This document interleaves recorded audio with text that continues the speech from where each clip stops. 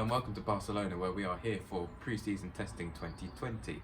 It's Tuesday, it's the day before the start of testing, so we thought we'd take a look back at some of the biggest stories of the winter that you might have missed if you've not been following every single second of what action there hasn't been.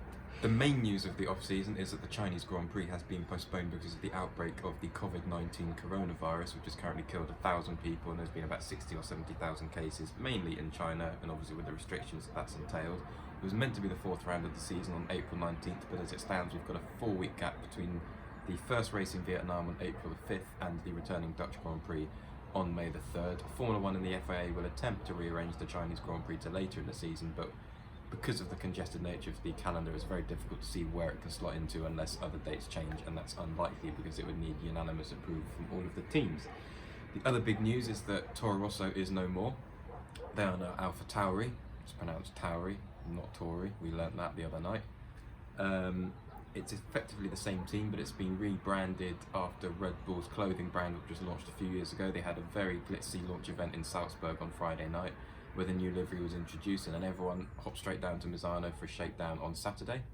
We've only had 2 driver changes over the winter, and of course we knew those before we left Abu Dhabi last year, and that was Esteban Ocon will race for Renault this year, and Nicholas Latifi will be the only rookie in at Williams. But we have had some reserve driver changes. Former McLaren driver Stoffel van Dorn, who has been plying his trade in Formula E with Mercedes, will now step up to the role of reserve driver with the Silver Arrows, alongside ex-Saab and Haas racer Esteban Gutierrez. Robert Kubica, of course, left Williams and has now joined Alfa Romeo as reserve driver. He'll be in the car tomorrow. He'll give the C39 its first public track appearance in Barcelona, and he's also set for some FP1s across the course of the year. Kubica also came with Orlen, the Polish oil giants, and they will be Alfa Romeo's title sponsor on a long-term basis. Former Renault test driver Jack Aitken now holds the same role at Williams. He's set for an FP1 run this year at some point alongside his Formula 2 duties, where he stayed with Campos. Well, another Formula 2 racer, Roy Nissany, will get 3 FP1s as the role of Williams' test driver or development driver. I can't remember, he has money. We've had 1 rebranding this year in the form of Alpha Tauri.